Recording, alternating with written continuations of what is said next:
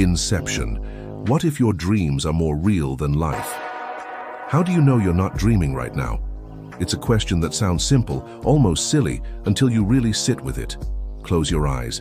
Think about the last time you woke up from a vivid dream, heart racing, convinced it was real, only to realize you were still in bed. But what if you never woke up? What if this, right now, is the dream? Christopher Nolan's Inception doesn't just ask this question, it builds an entire universe around it. On the surface, it's a sci-fi heist thriller. A team of specialists infiltrates the subconscious of a corporate heir to plant an idea in his mind, a process called Inception. But beneath the folding cities, zero-gravity fights and ticking time bombs, Inception is a philosophical meditation on reality, perception, memory, and the self. It's Plato's cave. It's Descartes' evil demon. It's the ancient dream of Zhuangzi, wondering if he's a man who dreamed he was a butterfly, or a butterfly dreaming he is a man. Today, we're not just watching Inception. We're stepping into its layers. We're questioning what's real, why it matters, and whether truth even requires reality at all. Let's begin where Cobb begins, with doubt. I, the dream that won't end. Dom Cobb is haunted, not by ghosts, but by memories, specifically by the memory of his wife, Mal. She appears in every dream he enters, sabotaging his missions, whispering doubts, pulling him deeper into limbo. But Mal isn't really there. She's a projection, a figment of Cobb's guilt shaped by his subconscious. And yet she feels real. She speaks, argues, loves, threatens. To Cobb in the dream, she is real. This is the first philosophical crack in the film's foundation. If something feels real, acts real, and affects you as if it's real, does it matter if it's objectively unreal? Think about your own dreams. Have you ever cried in a dream? Felt joy, terror, woken up exhausted from running? Your body didn't move, but your emotions were undeniably real. Neuroscience confirms this. The brain doesn't distinguish sharply between imagined and perceived experiences. The amygdala lights up the same way whether you're refacing a real threat or a dreamed one. So when Ariadne asks Cobb, how do you tell the difference between a dream and reality? His answer isn't scientific, it's emotional. You never really remember the beginning of a dream, do you? You always end up right in the middle of what's going on. But that's not a reliable test. Ever had a dream where you did remember the beginning? Or worse, ever had a moment in waking life that felt strangely dreamlike, disconnected, surreal? Cobb knows this. That's why he carries a totem, the spinning top, a personal object whose behavior only he knows. If it spins forever, he's in someone else's dream. If it falls, he's in reality. But here's the twist. The totem is itself a dream object. It belonged to Mal, and Cobb's understanding of its real behavior is based on memories. Memories that may already be corrupted by guilt, grief, and time. This brings us to René Descartes, the 17th century philosopher who asked the same question Cobb grapples with. How can I be sure anything is real? In his Meditations on First Philosophy, Descartes imagined an evil demon who deceives him about everything, making him believe in a false world, false sensations, even a false body. The only thing he could be certain of was his own thinking. I think, therefore I am. Even if everything else is illusion, the fact that he's doubting proves he exists as a thinking thing. Cobb never reaches that certainty. He doesn't care whether he's thinking. He cares whether he's home, whether his children are real, whether his love for them transcends the layers of illusion. And that's where Inception departs from Descartes. For Descartes, truth is intellectual. For Cobb, truth is emotional. He doesn't need proof. He needs peace. Sout, Plato's cave, rebuilt in Paris. Now consider Ariadne, the architecture student who becomes Cobb's dream architect. Her name is no accident. In Greek myth, Ariadne gives Theseus a thread to navigate the Minotaur's labyrinth. Here she designs dream worlds, mazes of the mind. When she first enters a dream with Cobb, she's awestruck. She bends Paris like origami, folds streets over streets, creates impossible staircases. But Cobb warns her, don't create things from memory, build from pure imagination. Otherwise, you'll lose track of what's real. Why? Because memory blurs the line between dream and reality. If your dream world looks like your childhood home, how do you know you ever left it? This is Plato's allegory of the cave. In The Republic, Plato describes prisoners chained in a cave, facing a wall. Behind them, a fire casts shadows of puppets. The prisoners have never seen the real world. They believe the shadows are reality. One prisoner escapes, sees the sun, the real trees, the sky. But when he returns to tell the others, they think he's mad. The dream worlds in Inception are those shadows. The projections are the puppets. The dreamers are the prisoners. And limbo, the raw, infinite subconscious, is the world outside the cave. But here is the twist Nolan adds. What if the world outside the cave is just another cave? When Cobb and Ariadne descend into limbo, they find a crumbling city built from Cobb's memories. Mal's house, their shared life, all decaying. Limbo isn't truth. It's unconstructed memory. It's reality without rules, without time, without anchors. And it's terrifyingly seductive. Mal chose to stay there. She believed limbo was real, more real than the world above. She couldn't accept that her perfect life with Cobb was a dream. So she took her own life in the real world, hoping to wake up back into limbo. But she didn't wake up. She died. And Cobb was left with the unbearable truth. Sometimes the dream is more beautiful than reality, and that's why it's dangerous. Plato believed the philosopher must return to the cave to free others, even if they resist. Cobb, however, isn't trying to free anyone from illusion. He's trying to get back to his children, even if it means living in a lie. Which raises a deeper question. Is truth always better than a comforting illusion? T. The ethics of Inception. Is planting an idea ever justified? Let's shift focus. The mission in Inception isn't theft, it's implantation.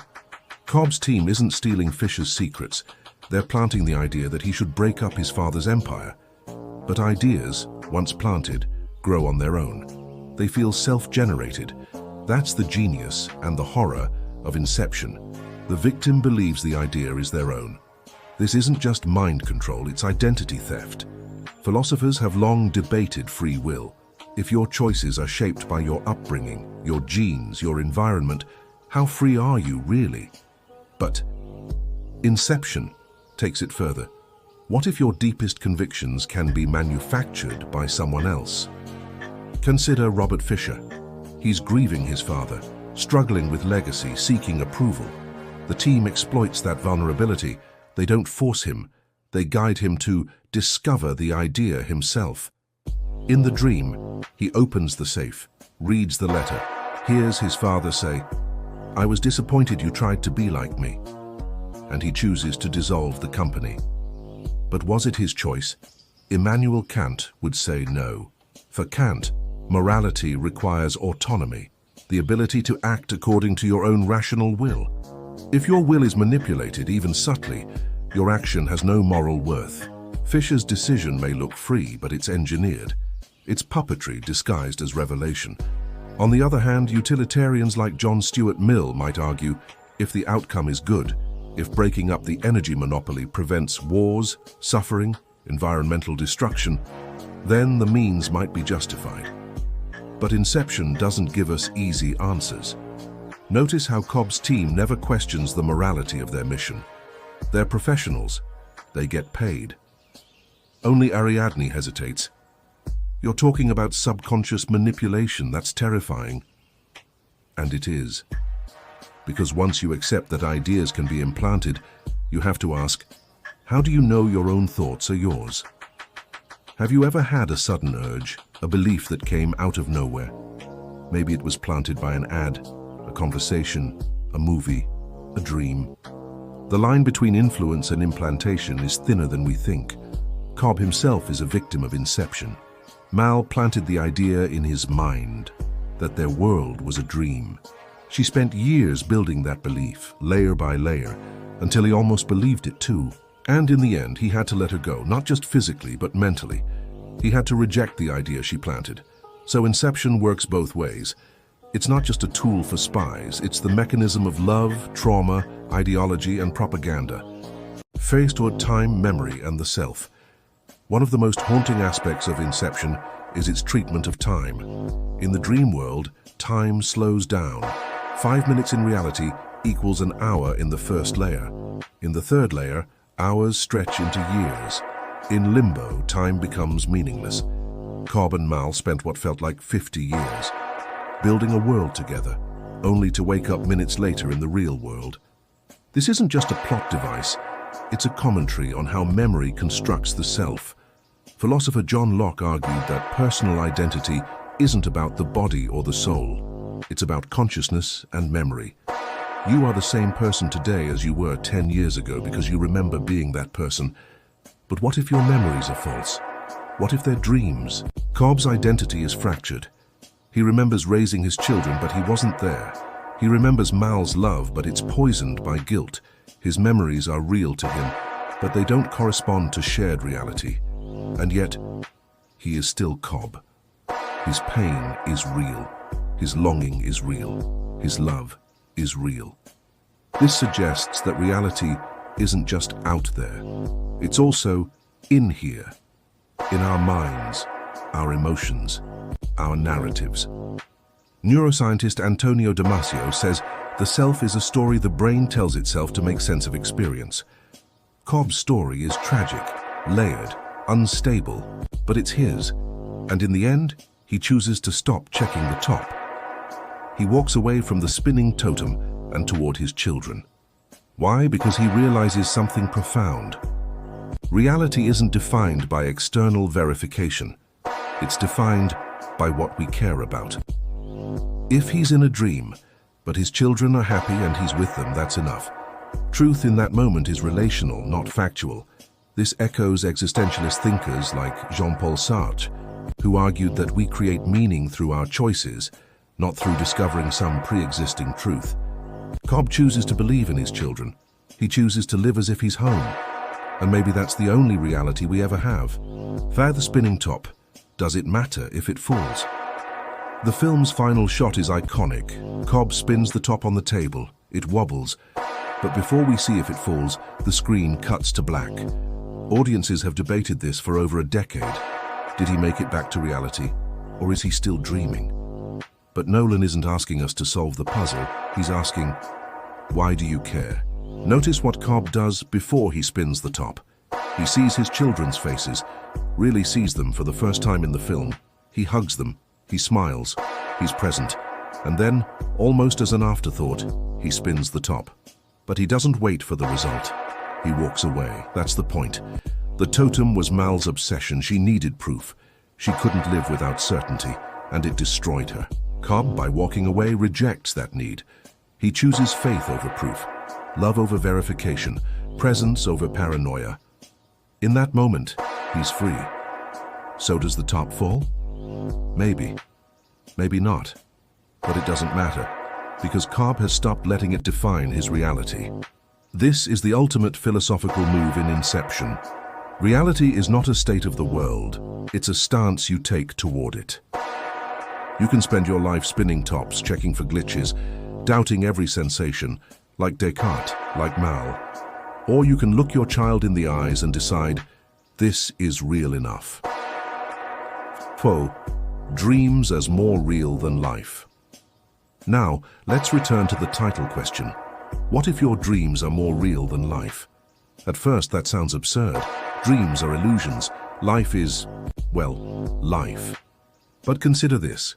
In dreams, we often feel emotions more intensely. We confront our fears, desires, and regrets without filters. In waking life, we wear masks. We perform. We rationalize. In dreams, we're naked. Mal wasn't entirely wrong. Her dream world was more real in one sense. It reflected her deepest truth, her love for Cobb, her desire for eternity, her refusal to accept impermanence. The real world is messy, painful, temporary. Dreams can be perfect, eternal, controlled. But perfection is a prison. Eternity is stagnation.